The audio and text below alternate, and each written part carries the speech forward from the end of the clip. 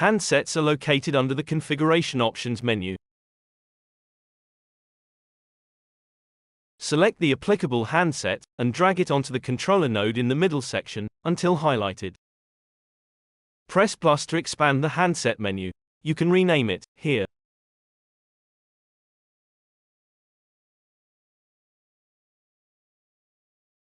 By clicking on Style, you can select a range of handset options.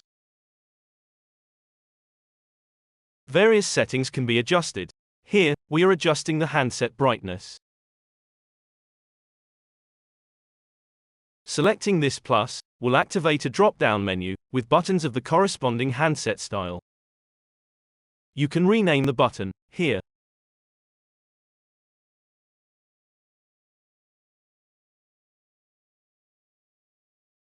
Select Mode, and you will be presented with a drop-down menu listing button types.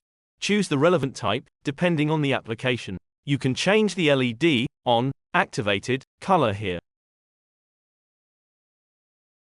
And off, deactivated, color, here.